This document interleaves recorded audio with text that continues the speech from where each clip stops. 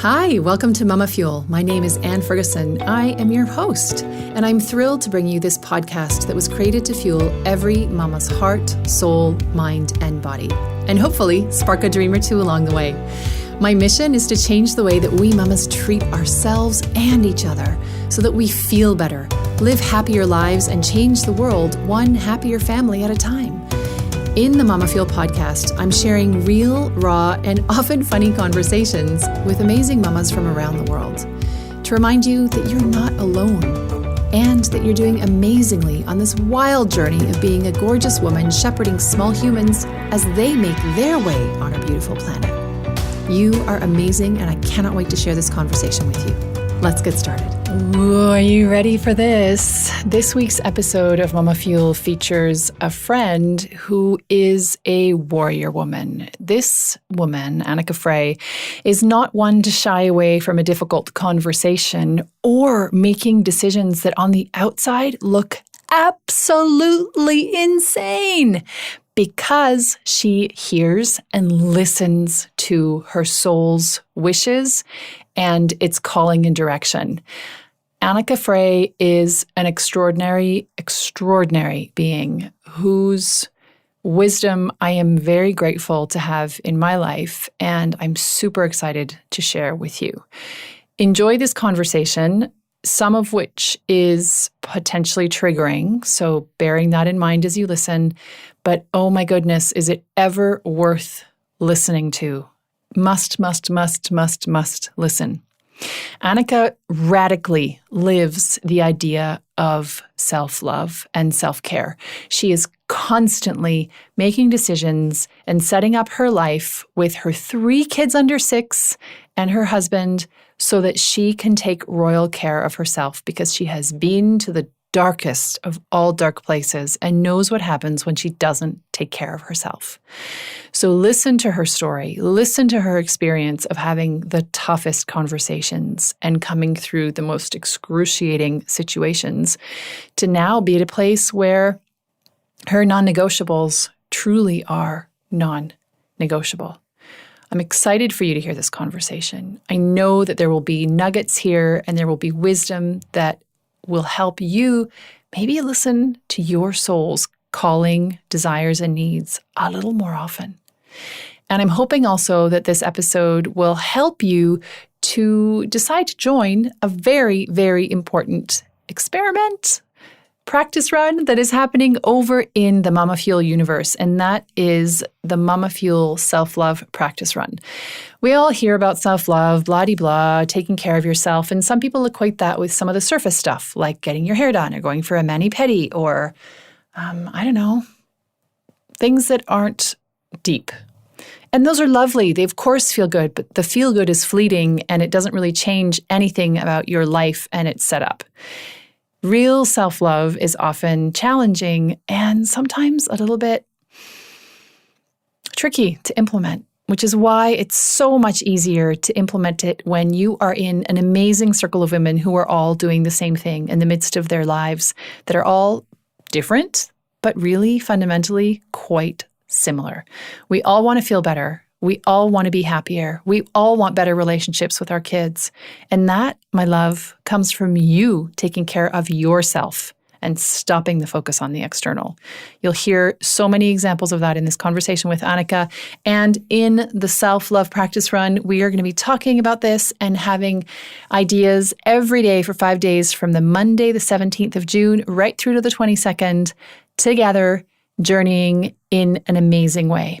If you would like to join us for free and hang out with me and the other incredible women who are joining us on this journey, go to mamafuel.me/self-love practice run. I know it's kind of long, but you're smart and you can do it. mamafuel.me/self-love practice run. And I will see you in that group. It's going to be an incredible group, totally free. And we can do this before summer kicks off and everything gets a little bit nutso. Enjoy this conversation, and if anything in this discussion spurs you to go and have an uncomfortable conversation, then I celebrate you. And if it spurs you to have any conversation with anyone, or even more to share this episode with someone else, then amazing. The more people hear this conversation, the more uncomfortable but life-saving conversations will be happening. So share, review, rate. It makes a difference, not to my ego, although to be fair, it likes it too. But it makes a difference to the algorithm and how the podcast actually physically shows up on people's screens. And that's the only way for it to get listened to. So do that. If you haven't yet left a review, if you're listening on Apple Podcasts, you can go and leave a review, or you can just send me a message, which would also be lovely, to Ann@mamafuel.me and tell me what you think if you're listening on Android. You can also hear me on Spotify, which is exciting. So wherever you are, wherever you go, rate, review, star, all the things, and share. Because this conversation, getting close to 50 that we've had on this podcast, is super, super, mega important. Can't wait for you to listen. Can't wait for you to share and to get those discussions going. Here we go. Hello, and welcome to this week's episode of MamaFuel, the podcast. My name is Ann Ferguson. I am your host. And this week we have a delicious, beautiful deep dive, which I know is about to happen, with the incredible Annika Suoma Frey. She is one of the most soulful women that I have met since I started this online business journey, and a mama who's experience of birthing her 3 children, particularly her third, her daughter, really, really, really moved me, and moves me every time I read about it or I talk to Annika. So I won't say any more, because Annika will reveal herself to you over the course of this conversation. But Annika, welcome. I'm so, so pleased that we can finally have this conversation recorded. Yes. Thank you. Thank you so much for having me. I'm so glad I'm on. I'm like, yay, I'm with Anne. It's always good to be with you. Yeah, same. And we get to see each other at time of recording in a week. Yes. And that is going to be amazing as well. So I'm super, super excited about that. In person, like we're going to hug and everything. Yeah, we're going to be roommates and everything. It's going to be great at a great event. So, okay, so let's just take a little snapshot of your current context so that people know where you're speaking from today at time of recording. Tell us what your life looks like right now. Well, it's May 2019 right now. Mm-hmm. I have been living here in this apartment in Germany for the last 6 months now, so since November. And for 5 months of that, I have lived by myself with our 3 children, while my partner has worked in a different city and came back over the weekend, which meant I would have spent like the whole Saturday just with self-care. Just like, I'm invisible. Go and talk to daddy. I'm not here. So good. And then Sunday we would have some time as a family together. And then he would leave again. That has ended in April. So for the last 6 weeks now, not 4, 6 weeks, we are living together and finding a new rhythm to live with each other. I mean, like when we met, we were babies. We were 21 and 22 when we married. That was 1 year after we met. So he proposed after 2 months, and 1 year after we met, on the day we married. That has been 11 years now. So we have quite a long journey behind us. And we became aware of very codependent patterns in the last 2 years, I would say. And after some softer approaches, we got very radical and just decided to just untwirl everything and unwind everything and just like get everything sorted by itself, which meant he left. We were living back in Ireland last year. That was a year ago, in May, a year ago. He left me and the 3 children in Ireland to go look for work here in Germany, but also to do more of his author work. Like he has been on his own journey, on his own discovery of who he is and what he wants to do to serve, basically. And the writing has come through for him. So he himself channels his content, and it gets quite chaotic when we're both in like creative phases. It's like, okay, basics need to be covered, especially with the children now on board. And so last year we just he left and started a new life here in Germany while I stayed behind in Ireland. I didn't want to come to Germany. I was very much in resistance to this next step. I'm like, nope, not happening. I'm staying here.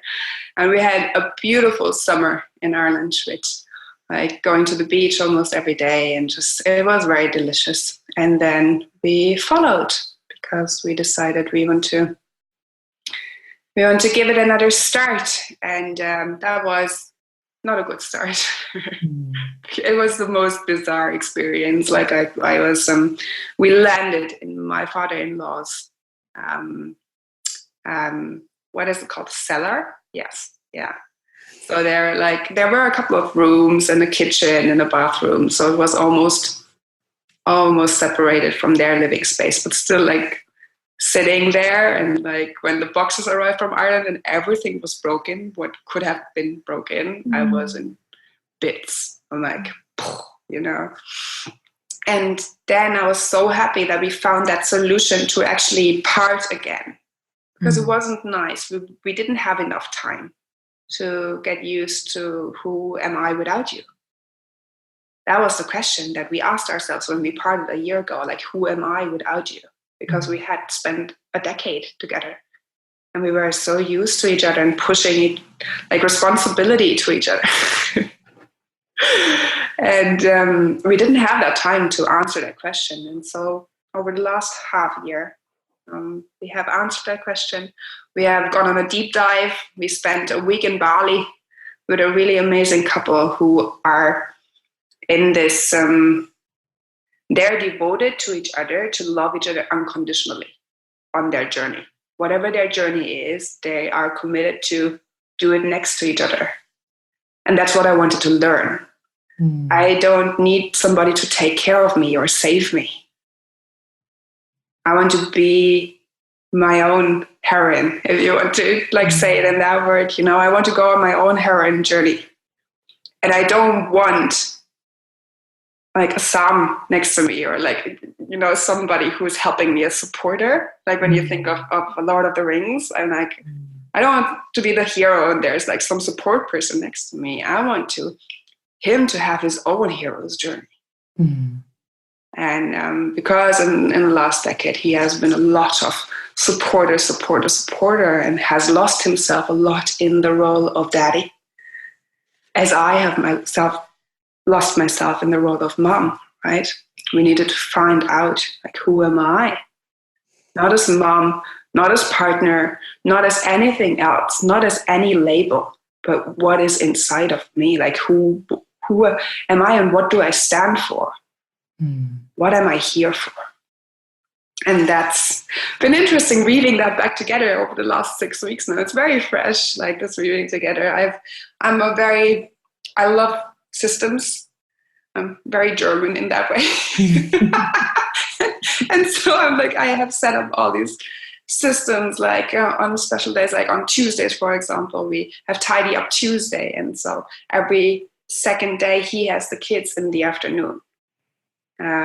So there are all these systems we have implemented, and so now it feels like a very equally shared burden. We have financial meetings, so that's not on my shoulders any longer completely. We have there's a lot of communication going on. We have Wednesday night and Friday morning blocked out solely to spend quality time together. It's huge. And just living that and keeping that up in itself is a challenge. It's a commitment, right? Yeah, for sure. And I every day, I tattooed this ring on my finger to remind me that I'm committed to myself first. And every day I look at this and I go here, this is my commitment. Because only from there I can give, only if I unconditionally love myself, I can then love others unconditionally. And watching you living that from a distance, through the screens and veils and lenses of social media and of your writing, and knowing you a little bit,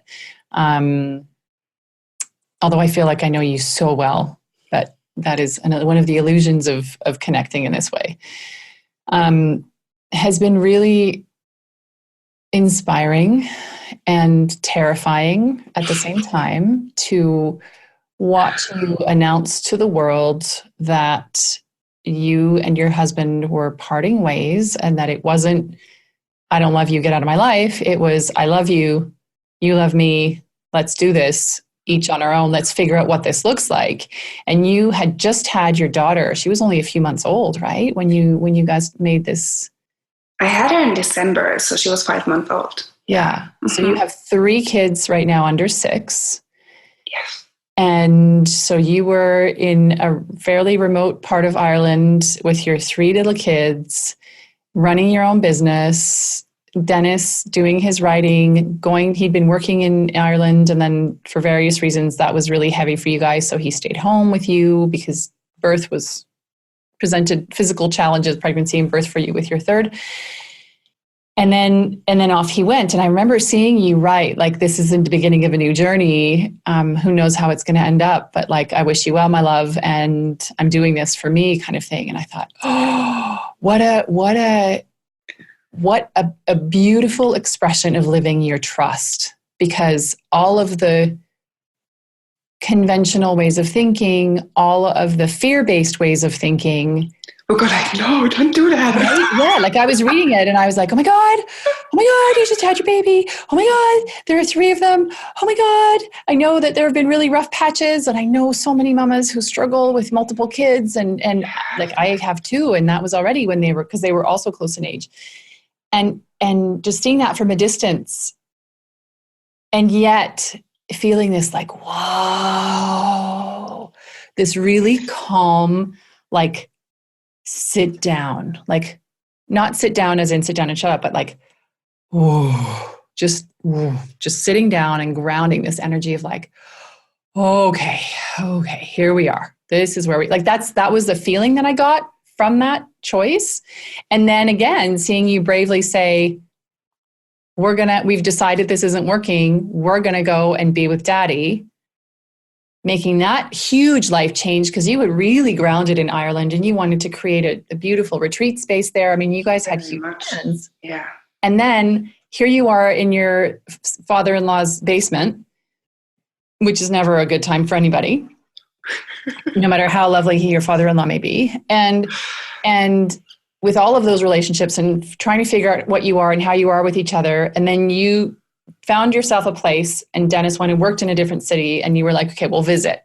Like, you can come and visit and you go out there and do your thing, and then we'll visit. And then you went to Bali into this week, and you were again very open about how you are constantly questioning, constantly having those incredibly hard conversations, which scare the pants off almost everybody. I think everybody is scared of them. We're all scared of them, right? Yeah. And I remember not so long ago saying to my husband before Christmas, I was not okay. I was emotionally and mentally and chemically not okay. Like I was drained. Just drained and missing lots of vitamins and minerals, and just not recognizing myself and wondering what was going on. And is this it? And I remember having a conversation with him and saying, like, and not a little inspired by you, a lot inspired by you, and saying, I want to have hard conversations. Is this it? I really, of course, as he was making dinner and the kids were playing on the couch, it's probably not the best time to be probably not the best time to have that conversation. Not the best time to put this. A good time for those conversations. Yeah, well, I can confirm that was not a good time for me to walk into the kitchen when he had just finished a really crazy day of work and was cooking because I just couldn't be bothered, and to say I feel like I'm losing my mind. This can't be it. We need to oh my God, I need us to have big conversations. And he responded in a quite aggressive way, quite defensively. And later on was able to say to me, I thought you had just walked into the kitchen and you were saying you were leaving. I thought that was it. It was over. And I was like, no, but I want to have, that's not it at all. That's the opposite of what I want. And I want to have hard conversations. I'm ready to have really hard conversations. And clearly, pre-dinner on a weeknight, when everybody's tired and whatever. As you say, there's never a good time, but I think it was a particularly bad time. Not perfect timing. No, well, as you say, there is no such thing, right? But yeah. So watching you having those, not watching you having the conversations, but being conscious that this was what was going on and that you guys were being brave, and often these conversations are put off for so long, and that it becomes too late, I think, to have. You find yourself a decade later, and the kids are old enough that they will understand, and you just part ways. And that is not what I wanted. Yeah. I got very clear on, like, in my big vision, the vision that has been haunting me, visiting me, going, like, popping into my head at random times. He's always there. He's there when I see myself on stage. He's standing at the side, He's there when I see myself sitting in front of my house and looking over my garden. He's by my side. He's, like, always there. So we have to find a way to make that a healthy relationship so it can last. Mm. So it's not over when the kids are out. Because for me, there were moments where I thought, like, okay, so I found him when I was ready, to find my partner to have kids with. Like, that was a big drive. Like, that was a song that my soul sang for so long. Like, since I can't remember. It was like, you're going to be a mother. You're going to have your children. And then I found him. And I told him that, like, we met the next night. We went out. We ended up spending that night together in bed. And then I shared with him. Sometimes happens. Yeah, sure, happens. And then the next morning, I was sleepy. I was just waking up in his arm, just wrapped in his shirt. And I was like, you're the father of my children. And he didn't. Good morning. Run. Yeah. It was no good morning. I was like, you're the father of my children. Like, that sounds nice. And then we drifted away into sleep again. And he didn't bail. He didn't run. But then, like, I knew after my daughter was born that I'm done having children. It's not, I often thought, like, 4 would be the perfect number, and I would love to have 4. Same. At the same time, my body can't take another pregnancy. Like, especially my second and my third pregnancy were so hard on my body, and I did rest. It's not that I didn't listen. It was just, like, too much for my body. Like, I'm not doing another one. Otherwise, I will be, like, out of my energy for 10 years afterwards. No, this is done. I'm actually, like, just scheduled for a sterilization. I'm, like, gonna have my tubes tied because I don't want another one. And they told me I was too young, so I just went to another clinic. Like, you can't tell me what I'm doing with my body. With your body, for sure. Like, I'm done having children. And so, of course, the thought came up, okay, I'm done with having children. So, like, what is the purpose of our relationship now? It's a hard question, even to say it out loud, because it sounds so cruel and selfish. But that is a thought that came up, right? Like, he fulfilled his purpose. Like, what now? Is he still meant to be at my side? If he's making my life harder and not better? And in my search for answers, I came across, I think it's Eckhart Tolle, who said, like, your relationships aren't here to make you happier. They're here to make you more conscious. And when you see from that, your whole perspective on relationships changes. And it's true. He's the one who triggers me the most. He's the one who knows me best. He's the one who pulls up the mirror over and over and over again so I can look inside and see what is actually going on inside of me. And I think that is, my experience is that is a deep truth, with the caveat that we are not bound to stay in unhealthy and abusive and frightening and toxic relationships. So if anybody's listening and is in a toxic relationship or an abusive relationship, or one that, you've done all the things and there still is no joy and it is just hard all the time, I'm speaking for myself anyway, and I'm pretty sure, and Annika's nodding with me that this is not I think that you would say that it's not being in relationships. Relationships aren't there to make you happy. They're there to make you more conscious to a point, I think. Yes. Like that's the quote of Eckhart Tolle for myself. It's like, if a relationship doesn't enrich my life, if I don't enjoy being with that person, if there's no common ground at all, if they make me feel less than I want to feel, I'm out. I love myself too much to be around somebody who will treat me worse than I treat myself. Which opens up a huge Pandora's box. So let's go there. Let's go to this place because, let's take a step back for a second and talk about your journey into becoming a mama. And then how through that journey you have been able to make space to love yourself the most, because that is not something that we as humans, male or female, are taught. We're not taught to take care of ourselves first. We're taught to share the toy. We're taught to be nice. We're not taught to not make somebody feel bad. We're taught to not be embarrassing, not too loud, not too this. We are not taught ever to love ourselves. And I was just talking to my parenting coach, Leslie Potter, who is one of my earlier guests on the podcast, about this last night on my weekly Wednesday night call.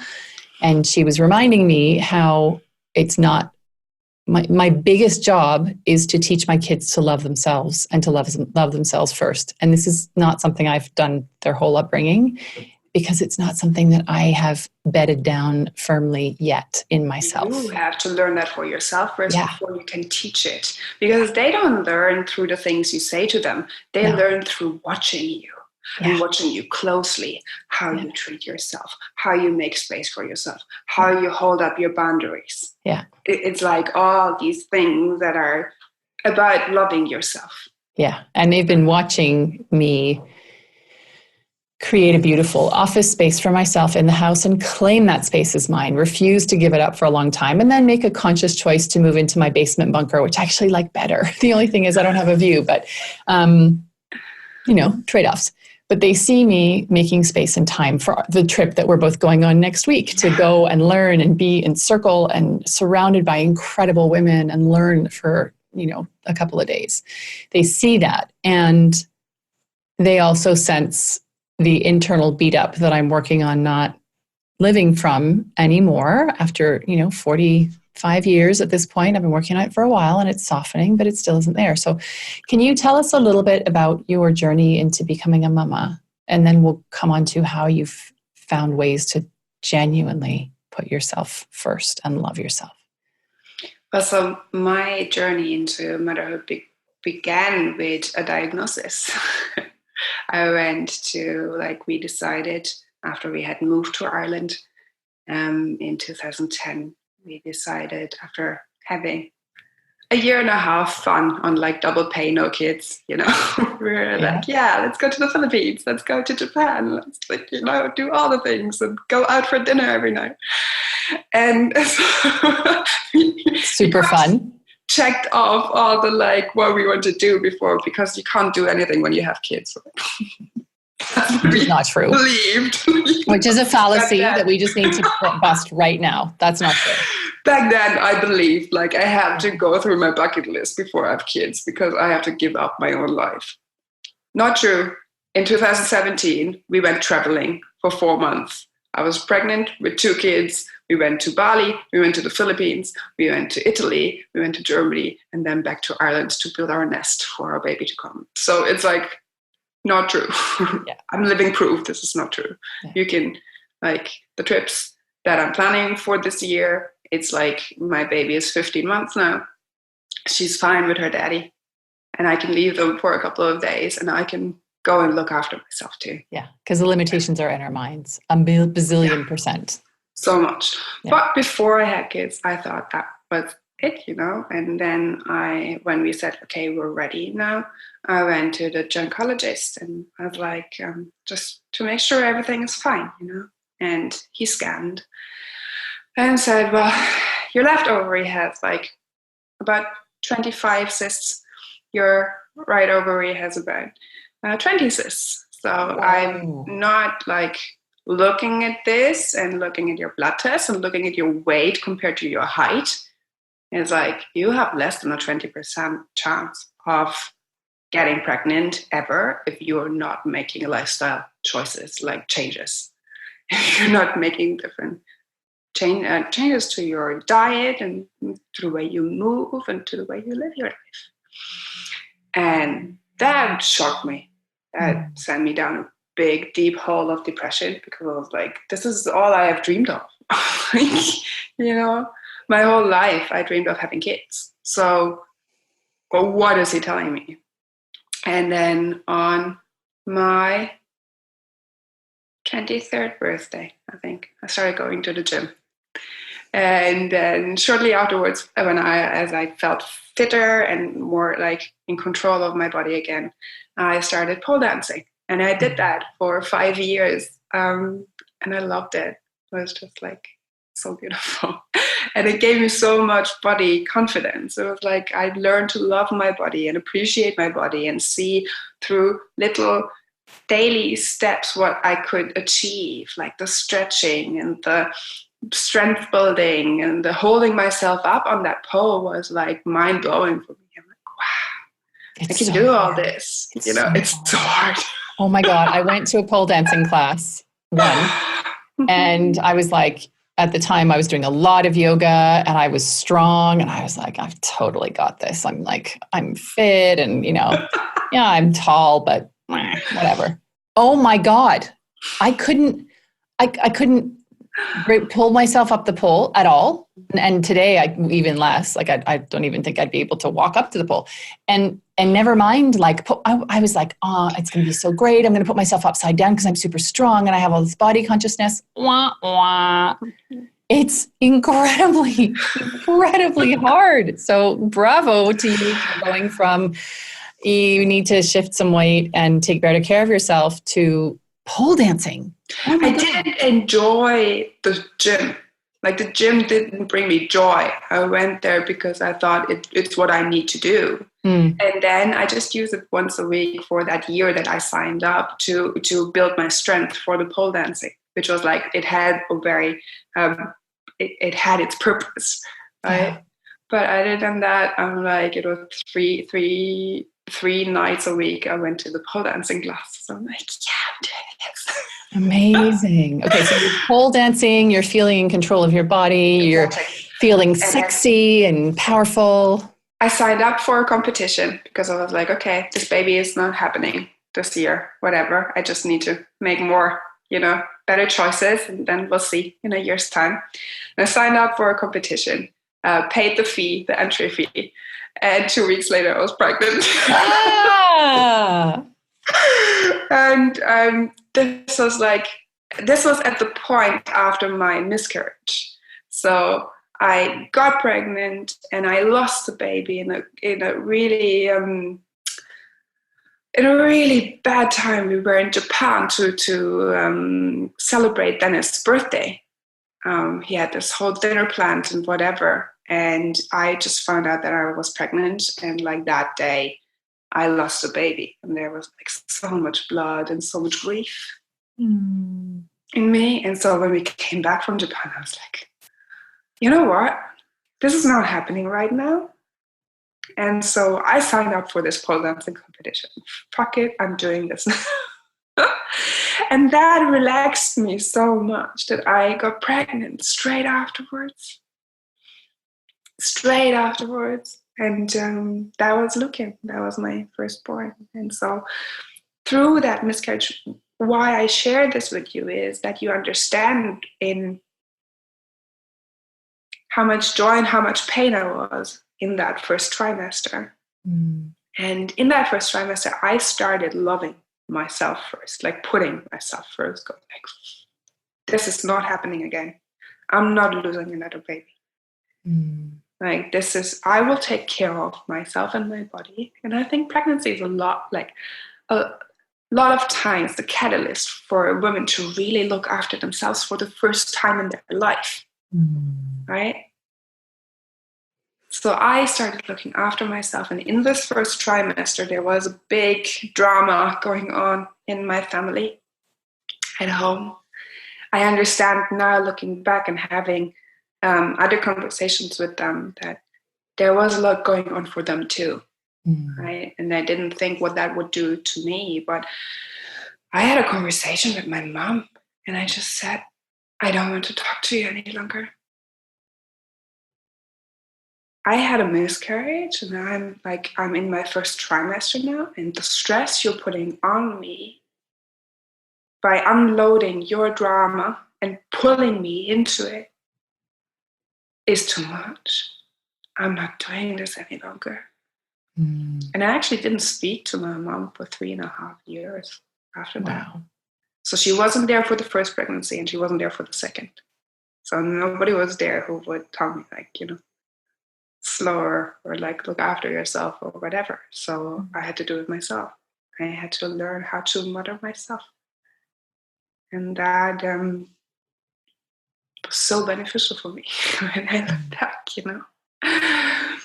It's something that I talk about Leslie on almost every single podcast, because she is constantly reminding me, like, it is my responsibility to mother myself the way that I needed to be mothered, because none of us have 100% the mother that we needed, because mothers are humans. And we're not prescient, and or omniscient, and we don't know. We don't know. We do our best. And so our mothers did their best. And in some cases that was perfect and lovely for kids. And in most cases it's not perfect. And so how do you learn to mother yourself? And it's interesting what you said about that during pregnancy, for many of us, it's our first time that we really learn to take loving care of our bodies. But what's interesting to me is that there is still a disconnect, because I'm not doing it for me. I'm doing it for my baby. That's it. And you're doing it for your baby. And then when the baby comes, you slip back into like, you just take care of the baby. That's what happened to me. Yeah. I'm like, I just take care of the baby, and the baby is your whole world. And after a year, I was done. I was like, I don't want to spend another minute with this child. I'm like, Dennis was working in a company, and like his shifts were changing, ever changing, and like he had a long commute. So he was gone most of the week. I'm like, this is not how I want my life to be. No. This is not how I want my life to be. And the first thing that I claimed for myself was my dressmaking. I made myself, like, I started my entrepreneurial career back then in 2012 with like designing and making dresses and pole costumes for my fellow polers. And that was the time I claimed for myself. When Dennis was home, I was in my studio. I had my little own room. Like you said, like I created my space. Where I had all my fabrics and my sewing machines, and where I created all these beautiful garments. And that was a big step. And I could only justify it because I made money with it. Not much, but like I could pay the oil for the winter or something like that. And that was the only way I could justify to take that time out for myself. Isn't that interesting that, first of all, we feel the need to justify? Yeah, we do. Secondly, so much. That we ascribe a value to our self-care as though we needed mathematical, financial proof that as long as this is earning me money, because I only have value insofar as I am a wage earner, a breadwinner. Then, so linked for me. Right? Then I would say for most people, then it's okay, it's excusable, then it's valid, because it means that I am earning money and contributing, as though our contribution by simply being, let's not even bring the mother role into it, by simply being isn't value enough. The fact that you exist and that all of your organs and all of the parts of you, your whole parasympathetic nervous system, everything is working without you even trying, and despite you doing all the things that make it hard for it to work, as if that's not enough justification. By the way, I get like cold chills just even saying that word, as if that's not enough reason to cause us all to encourage each other to take such loving care. But it's not. What we value is how hard we work, how much we earn, how stressed we are, how that's where I have value because I'm stressed and busy, right? Yeah. Mm-hmm. What you just said something I didn't hear. Like how little sleep I get, or on how little sleep I run. Like that's another badge we put on ourselves. It's like, I'm not playing that game any longer. And I have learned just by me sharing like my revelations and how I live and find new ways to live, and just by me sharing that openly, without putting the social media filter on, without pretending like everything is perfect, without I bring that to the consciousness of the people who are connected to me. Yeah. It's like, oh my God, so my self-worth isn't linked to how much money I make. What do you mean?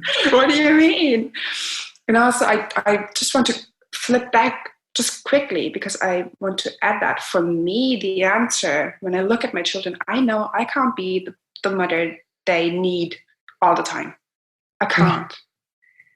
The thing is that I believe, and this is what I believe dearly, is that they chose me as their mom. They came to me to learn from me what they can learn from me. Not from anybody else, not from the perfect mom who doesn't even exist and we all compare ourselves to. They learn from me. They learn through the way I grow, they learn. And I can learn so much from them too.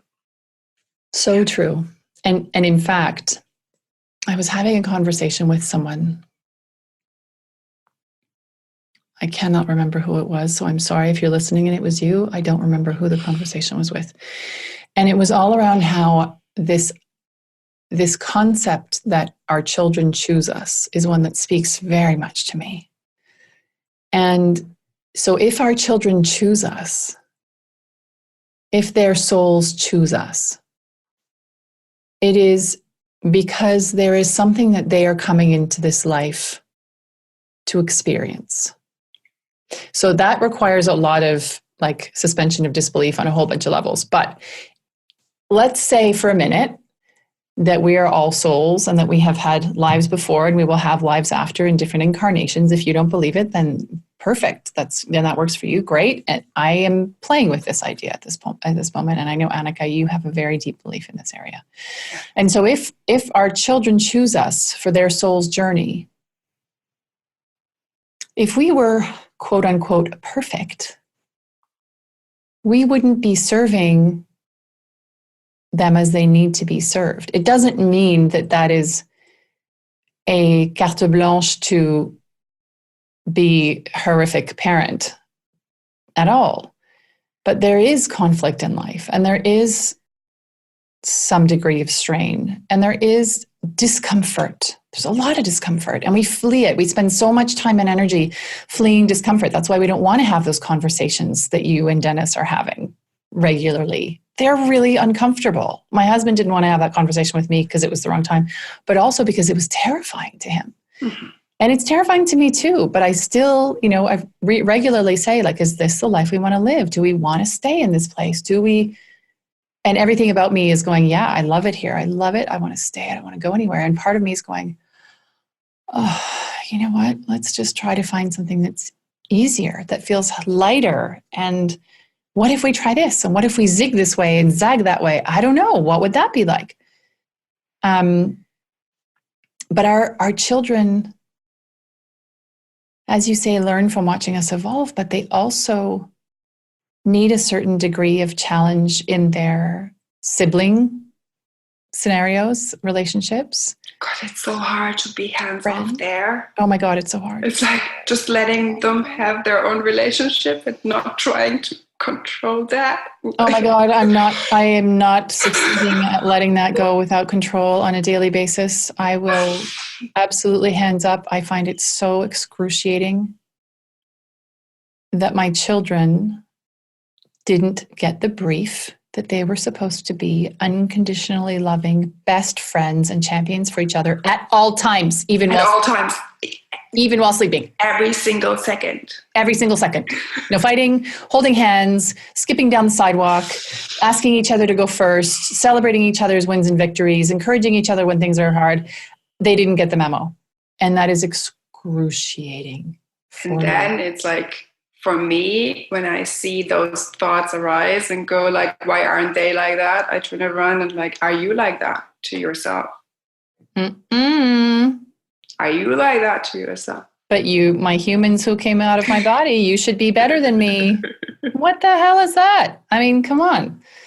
So, okay. So you are, Lucan is one and you're over it. Love him, but that's enough. And so you're making clothing for your pole dancing community. You're making beautiful dresses. This is your first real, again, I have this feeling of like, I can feel you firmly placing your feet on the ground and saying, this is what I need right now. This is where I am. So Lucan is born, but you're not done yet. No, it's like, Dennis is almost burnt out. Like he's not doing well. He's 4.5 years by now with the company he was, with the American company he was. He's not getting anywhere. It's like getting even harder because there are changes in the company. And I can see him. He wants to spend time with his son. He was down for being a daddy. Mm. He wasn't just there for like making a child and then leaving the rest to me. He was down to being a daddy, to being there with his children, to really sharing the parenting part too. So I was like, you know what? Just like we have savings, just quit. Let go. I'm like, at this point, I was so deeply believing that the universe will send me whatever I need, whatever is next. And I was like, hands off. Like, let's just like, something will come our way. Something will come our way. And 3 weeks later, 3 weeks after he stopped working, I went to a job interview and I didn't get that job and it didn't feel right anyway. And like, it wasn't like, do I really want to go back into an office? Fuck, I don't. I hated the corporate world. I'm like, I'm thinking out of the box person who values quality over quantity. I like, no way I was going back to an office. You know? I hear that so much.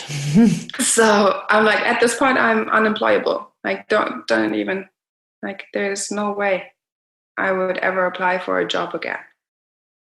I'm like, no, maybe waitressing or temping or whatever, but like in an office, no way.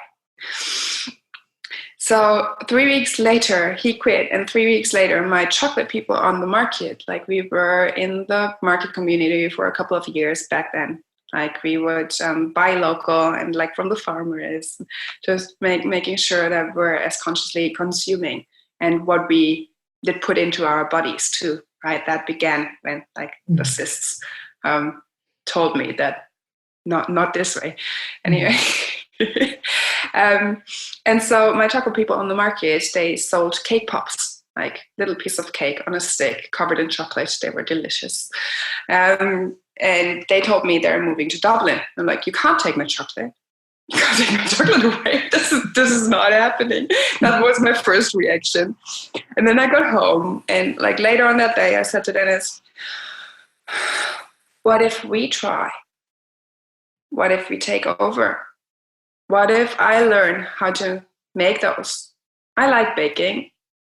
I love baking. I bake all the time. Why not try this?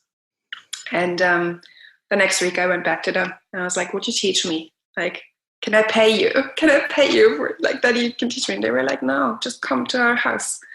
And they taught me over 5 days, in over the span of 2 weeks. They taught me every single step of the process of making the cake pops, and like what they did and how you make chocolate, how you temper it and everything. And after 2 weeks, they were like, yeah, okay, now you're ready. Bye. What? So we spent all our saved money on like a table and a tent and like the first pots for melting chocolate and stuff like that. And then we quickly ran out of money because there was no plan to it. It was just like purely trusting. And so we did a Kickstarter for the chocolate fairy. And that went through, and suddenly we were in the game. We were like, because they left, we were on the big markets, like the big farmers markets. Wow. What people wait for, like for years. They're on a waiting list for years for a spot. We were in. Because you just took their spot over? We took their spot over. Wow. And it was like on one of the markets was still on a weekly basis, and sometimes there would be somebody else on that spot, but then we would be missed so much by the customer base that was there already. They would go like, we want the chocolate fairy here. So we actually just got in and had like this beautiful base Amazing. for this wonderful foundation.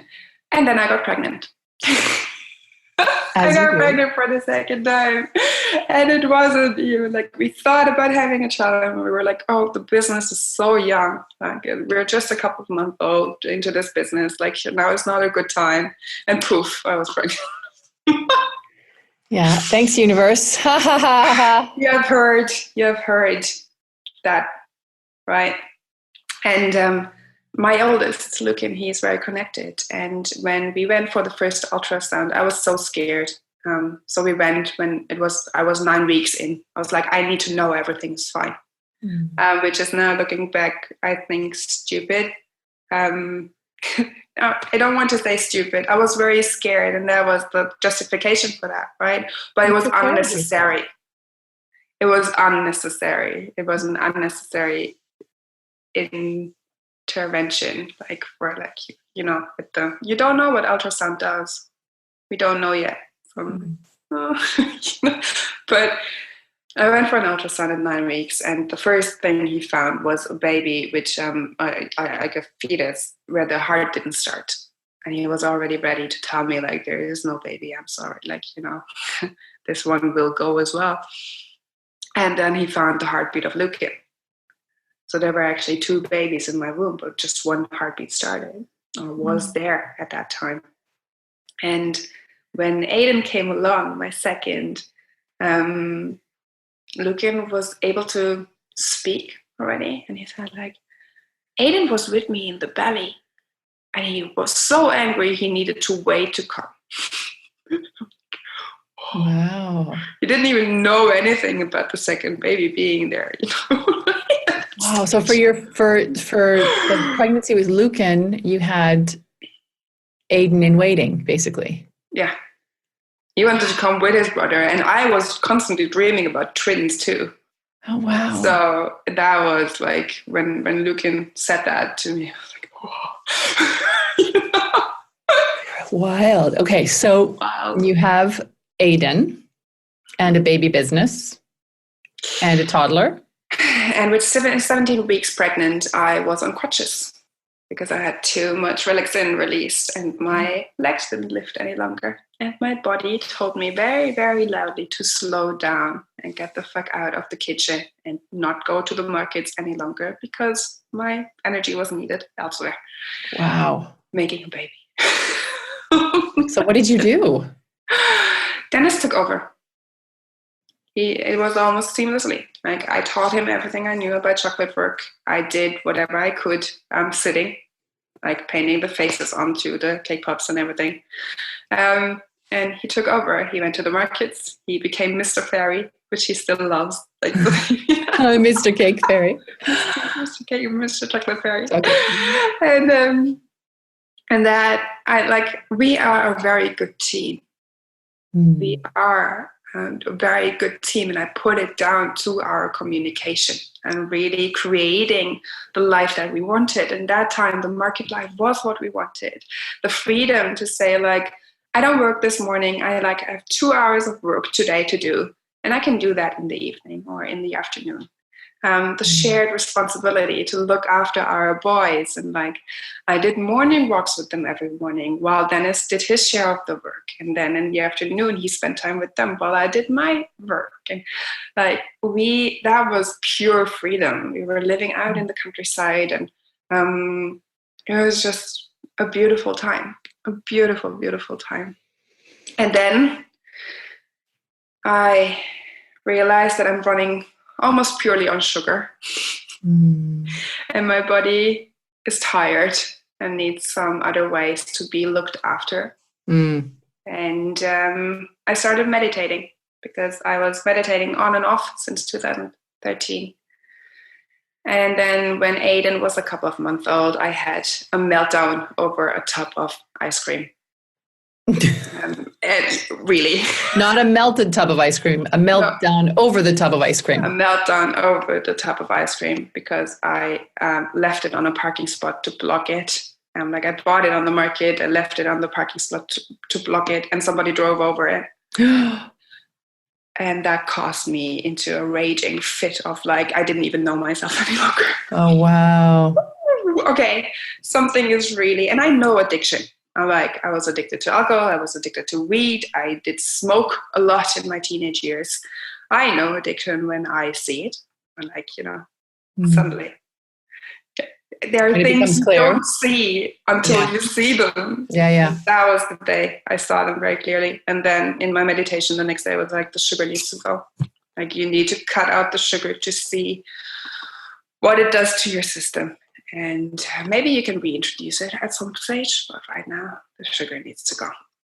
That was winter 2015, just before Christmas. And you were the chocolate fairy. I was the chocolate fairy. I was like, ha, universe. Ha. I'm you're so funny. Yeah. Who's laughing now? Okay, so we're going to cut out sugar. It's your entire business. It's your living. 2 babies. You're making your living on this. And if you're I did it. I cut out sugar. I started introducing daily yoga instead to keep still making the chocolate. Still making the chocolate. And then in January, I was like, okay, we need to find another way of living, of making a living, actually paying our bills. This is such a disconnect. I see what it did to my system, what it does to my system. When I eat just a piece, I get headaches, I get foggy, the depression comes back, my body feels sluggish, all these things. My channel gets, no downloads more, no inspiration, no nothing. It's what keeps me, and that is my body. I know that is different for everybody, but that is what sugar, processed cane sugar. I narrowed it down now to really find out what is it. Doesn't matter if it's raw or the white, the brown or the white stuff. It just it doesn't suit my body. So I still eat chocolate made from coconut blossom sugar because I miss my chocolate. Oh my God, me too. I now eat 100% cacao just to get the cacao. But the coconut blossom sugar doesn't spike your insulin too much, and my body doesn't react to it too much. So when I portion control, and then I can have my pieces of chocolate here and there. But other than that, it's fruit. I get a lot of sugar from my dates, and of course, I eat potatoes. I eat the white, the flour, the processed flour doesn't do so much to my system. I cut that out too, and then reintroduced it. Didn't make so much of a difference, but everybody is different. So that's why I don't believe in diets or following somebody else's plan. It's you need to find out what works for your body. So much, and you found out through figuring it out and through getting this clear message of this needs to stop. And other people like me have found out through being really sick for a long time and then stopping eating things and then realizing that it's possible to feel better and that your normal was actually pretty crap and that, you know, your baseline was fairly low and there you can do, you know, you can feel so much better. And for me, it's been through micronutrition. And I started this phase of my journey around food because my journey around food started in my early 20s when I stopped eating all yeast and all yeast related things. And now it was sugar by accident that I stopped eating, and seeing a micronutritionist and cutting out other things has, my goodness, at time of recording, I will not lie, I am at the edge of my capacity to function. And Annika, you have said this to me because you can see that in like actual physical wispy form that like the burnout halo is there. So yes, and it is time to do some major, massive resting and resetting. But this working with food, like using your, there's a saying, use your food as your medicine. As medicine. As medicine, or medicine will become your food because you'll just be so sick. So, okay, so you stake your claim at every stage. You have what we haven't spoken about out loud yet, which is this massive trust that you will be taken care of. Where this trust comes from, given that you've had a challenging youth, you had some really rough experiences as a young woman that I know because we've talked about before, and we don't necessarily need to get into the detail of those, but you despite all of those things, or maybe because of, you have this massive trust that you will be supported and looked after. And you get really close to edges, right? Like that. Many of us would be like, oh, I don't know, pull back, run, go back to the corporate world, run, what are you doing? But you hang in there, you hold your course, and you are taken care of every time. So you decide chocolate fairy, the chocolate fairy isn't workable because it's out of alignment with everything that you now know about yourself. It felt like an alcoholic standing behind the bar and giving out drinks. Yes. You know? Yeah. Standing at that market stall and handing out the chocolate. I'm like, no, I like, this is not in integrity for me. So we need to find another way to pay our bills, to make money. And by that point, I was following some online people, some coaches. I was listening to a podcast by the beautiful Elizabeth Dialto. Like, reintroduced herself with her full name now, which I love. I love when people use their full given names because it's part of this incarnation of you. And so I was listening to a podcast and I stumbled across Denise Duffel-Thomas there, who I had huge resistance to because her podcast episode was called Lucky Bitch. And I'm like, that word. And I stumbled upon her and she just made so much sense to me. And she was so authentic and so real and true and like that. And all of these pieces sunk in. And in one day in January 2016, I was sitting on the couch. And for me, it felt like hours, but then I said like it went on for days. It was just like I had this huge download, this like massive vision and idea, like this is what you need to do. Like you need a website and an online shop and like this. And then it was all so confusing and so unclear. And I was in this state of like ideas and like I can't even explain it. It was like hovering and like vibrating. I can even feel my energy going like, you know, when I think about it. And I turned to Dennis and I tried to explain it all to him. And he's like, you're speaking gibberish. I can't understand what you're trying to say to me. And so I went deep. Like I went there, I was sitting there with a journal and I went deep and I like journaled and wrote it all down and like all the ideas and got it all out of my head onto a page. And then I bought the Money Bootcamp and that delivered missing pieces for me. Where I then knew what I needed to address and what needed, and then like I got introduced to people who could teach me about like how to make an online course and how to market yourself and like all these different things. And I'm like, online, I need to go online to like take that financial pressure off the chocolate fairy so we can let it go. Yeah. And by September, I was working as the light maiden. My online journey started as like a spiritual guide for women in pregnancy to prepare for birth.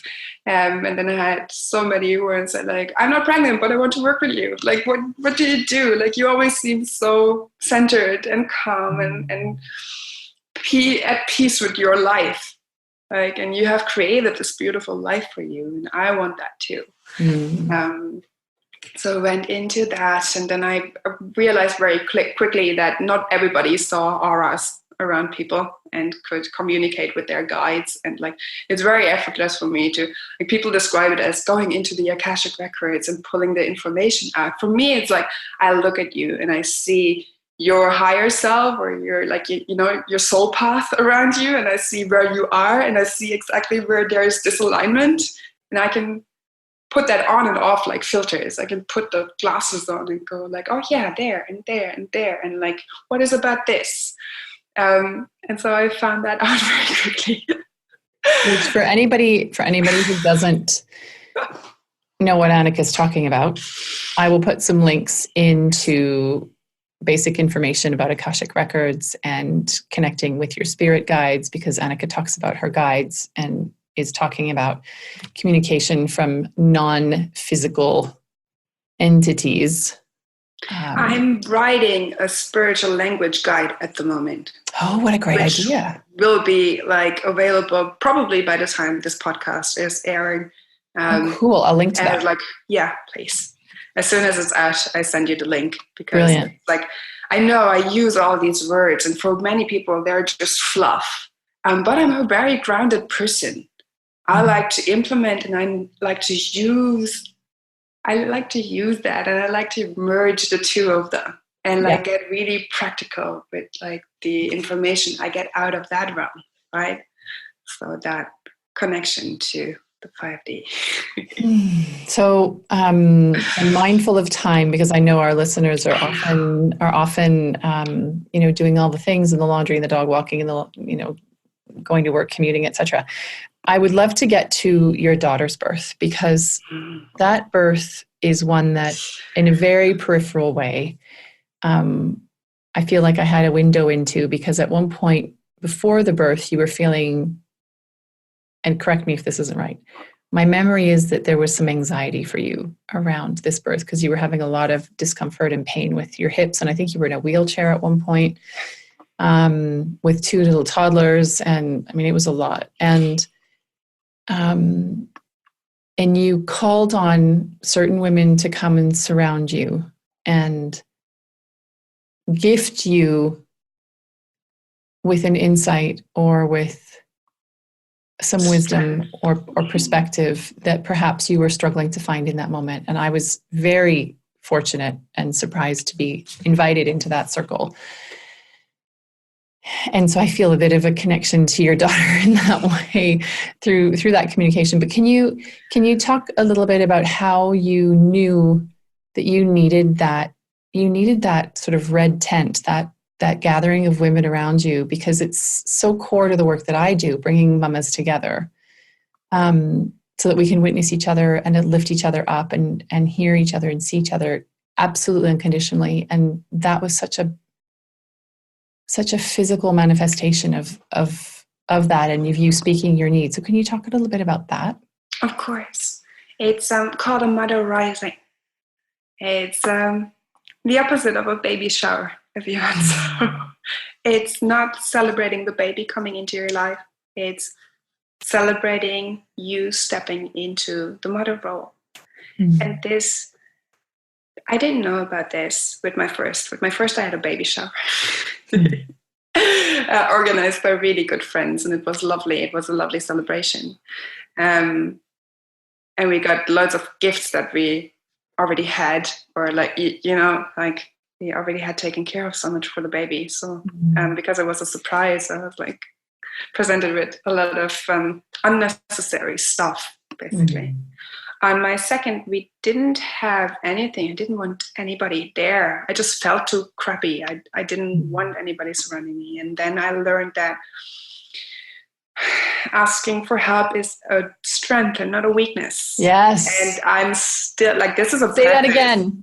Say it again. Asking for help is a strength and not a weakness. And every time you ask for help, you will feel that it, like I feel that it is so much easier to do it myself. You know? Because even if you do ask for help, then you have to receive it. Yeah. And that's even more challenging and triggering than asking in the first place. So We of as course women it's easy to do it yourself, but it's not. It's like so easy to give and give and give, but actually receiving and say, yes, thank you. And yes, I would need this and this from you. Being very clear on like what you need in that moment is like, and that is something that I have learned over the years so much, that with my third, when that doubt came in, I was asked to facilitate a mother rising. And I did for a woman I have never met before. But because word spread in that little village that I was doing, like the divination and the channeling and the just like holding space for women especially, she came to me and she was like, can you do this for me? I want a mother rising. And I was like, yeah, I would be honored. I would be honored to do that for you. And so I facilitated that in person at her house. And afterwards, I was like, I want one for myself. I don't have to do it by myself. And that was beautiful. And I want love sent my way and strength sent my way because I will need it. And that's when I thought like, but all my friends are like all over the world. You know, how do I do it? And then I facilitated it over Zoom, over an online platform. And met with all these beautiful women. And I have to say, like, never facilitate your own mother rising because it's really hard. Yeah, for sure. I was crying at some point because it was so beautiful and still had to talk us through the next step. And I'm like, fuck, I'm never doing this again for myself. Yeah. Fully allowing yourself to receive and releasing all the control of it. Like I was showered in love. I did a small, like I facilitated a small journey, but that women could relax and go into a visualization and really pick up of what they wanted to gift me for that weird time when you're getting to the end of your pregnancy and you can't do anything and you're already like, I don't know, drifting between states of consciousness. And like I wrote about it. It's on my blog. It's the stage 0 of labor. If you want to link to that, too. If anybody of you is pregnant and is just like getting to that stage where you think like, please, baby, come. Yeah. I wrote about that stage because you're not really able to do anything like in the sense of like, you know, like achieve things. No. And you can't like make the baby come. The baby comes when the baby comes or not. You can't plan. You can't plan anything. And that was another thing. The day she came, I started a self-love week in my Facebook group. And excellent I timing. I did 5 days of self-love in my group. Very easy. It was just posts. I didn't even, like, there were no emails, nothing. I made it as easy as possible for me. But that was the week, like the day she came, I started that. Amazing. And her birth was a very different experience, wasn't it? My first birth with Lucan was in the hospital, and it was from the first contraction when I was induced. My waters broke and nothing happened. So they induced me after 24 hours. That was their policy. And from that first contraction that was until he was out was 4.5 hours. Wow. And I was on all my fours. Like I refused to get on my back. I was on all fours on that hospital bed. Dennis was right by my side. He was born in 4.5 hours. Aiden was born at home in the pool. I had a lot of prodromal labor, like labor pain that just like pulled back again. Came and pulled back. But from the first time, like from the moment I knew this is it now, from that first surge that I was like, okay, this is it. Now he's coming, to the moment he was out, that was 3 hours. Wow. So I labored 1 hour in the shower, 1 hour on the couch while the pool was filled, and 1 hour in the pool. So that was super quick and like got me so connected to what I'm actually able to do without anybody interfering. Like, Ari's birth was very different. And this is the very first time I talk about it in like public, you know, and like I have given hints here and there. I have tried to write it down and it wouldn't come out. It's Ari's birth, from the first time I knew it now this is it, was 18 hours. 18 hours of laboring. And the thing was that on Friday, she turned sideways. And I was like, what? No, you can't do this. Our home birth is at stake if you do this twice more. And she turned around before my midwife arrived. And then on the Sunday, she turned again. And I was like, this is the second time. And my midwife was like, if she does that again, you're in, like, she's in an unstable position. And I like, the policy says we have to go to the hospital. I'm like, I'm not going to the hospital. I'm not going to the hospital. Please, can you do a swipe? And a sweep. So she swept her fingers around my cervix to see if that stimulates labor. And 3 hours later, I was in labor. I'm like, okay, you know, like this is happening now. And that birth just taught me so much. I thought I knew how to surrender. Like my community called me the queen of surrender. I'm just like, I trust, I follow the guidance, whatever. That birth taught me to surrender completely any expectations. Like the pool was filled. I didn't want to go into the pool. My surges, they spaced out again when I got into the pool. After 12 hours of laboring. Wow. It's like nothing was as I had planned it out, and it was so perfect. It was so perfect. And with that, I didn't even had a second stage, like that pushing stage. I didn't push once with Ari. Wow.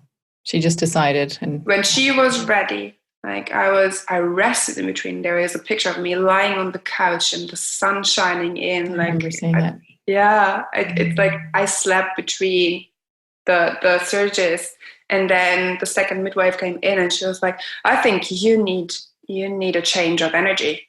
Get dressed and get outside into the garden." Keep in mind, it was December. It was really cold, but beautiful, crisp air and like the sunshine. And I was barefoot and I was walking on the grass. And I would put like, when a surge would come, I would draw up energy from Mother Earth through that connection. And that was the missing link for me. It was like, I can't be here and be present and birth through my body when I'm not in my body.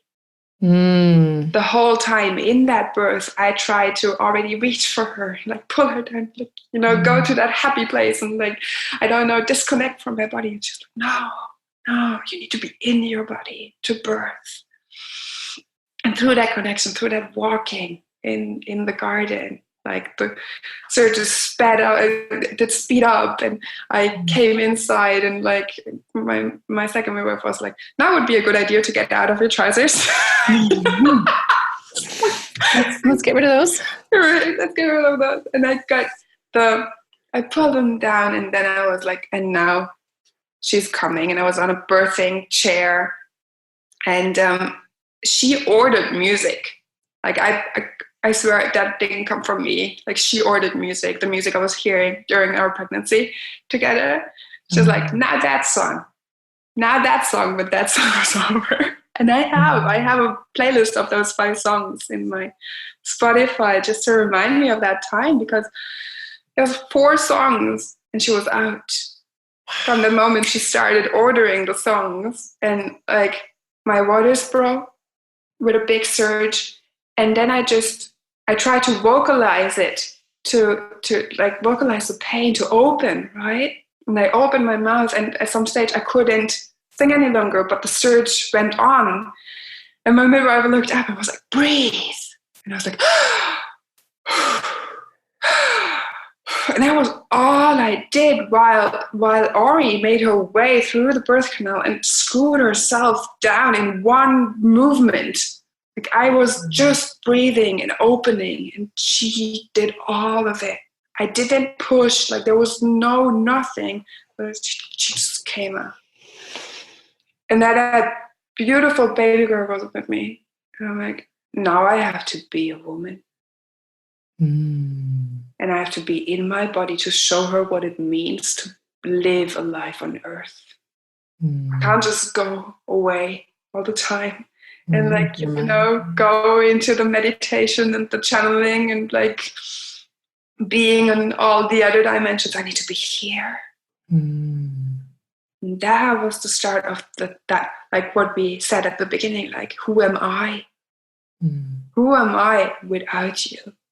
And not just who am I right now messing around in that moment, but who am I at my core being? Who am I as a woman?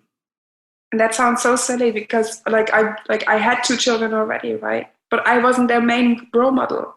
Like their daddy is their main role model. That's like I am their mother, but I'm not their main role model. But for this beautiful little girl, I am her main role model, at least for the first couple of years she grows up.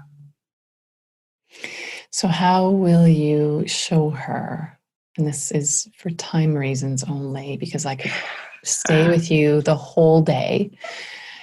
How will you show her mama getting her mama fuel? That's what I always close my conversations with, is where you get your mama fuel. So where will you get your mama fuel? Where do you get your mama fuel?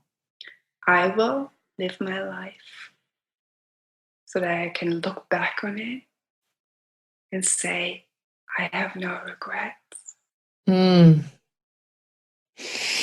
I will live my life not putting that responsibility or like blaming her and her brothers for something that I didn't do or something I wasn't able to do or whatever. I will live a life where I took responsibility for my choices and the way it looked.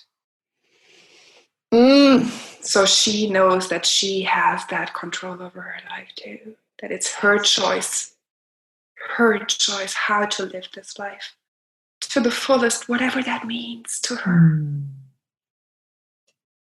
So beautiful. What a perfect way to bring this part of our discussion to a close. I know that you and I get to see each other in only about 5 sleeps, and I cannot wait. By the time this conversation airs, we will have spent beautiful days and evenings and crashing out exhausted at night as well, because we're roommates together, and I cannot wait. So I will connect everyone who's listening to you online with all the links in the show notes. And I want to just, from my heart to yours, extend immense rays of gratitude and of witness and thanks, because it's been such a pleasure having and sharing this conversation with you. Thank you, love. Thank you so much for having me on. It's a pleasure. Bye for now. Bye. Oh, what did you think? See what I meant about Annika being incredibly brave about doing things that seemed wildly insane on the outside and yet were so perfectly good for her well-being, for her sanity, for her life energy to evolve and thrive, and for her to grow, and for Dennis as well, her husband, and her kids. It's so important to Annika to create a container in which her children know that their needs and wants are important because they see their parents following their passions and their path.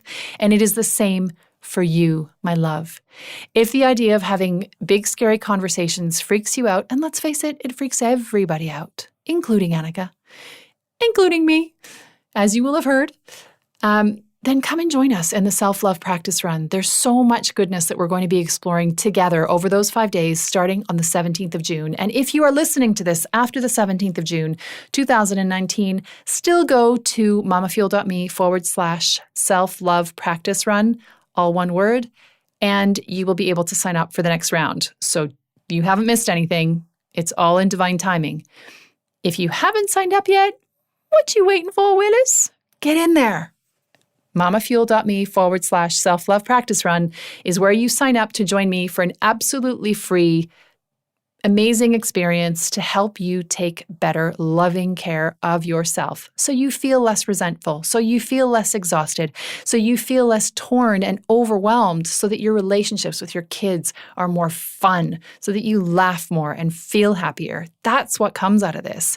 It isn't that your hair is going to look great. I mean, maybe it will. Good, great. But that's not the objective. The objective is way, way deeper and therefore so much more important. Can't wait to see you in there. And remember, if you haven't done it yet, rate, review, and share this podcast and tell me in the group that you'll hear about in a second what you thought of this conversation. See you soon, lovelies. That's it for this episode of Mama Fuel, the podcast. Thanks for listening. There's a lot more conversation, sharing, and real mama talk happening in our private Facebook group. To join the virtual village, go to www.mamafuel.me/Facebook. That's MAMAFUEL.me/Facebook. And be sure to say hi when you get there. If you like this episode, or if you know a mama who could use a little mama fuel, and let's face it, we all have times when we're running on fumes, I'd love you to share this episode and to rate it and leave a review.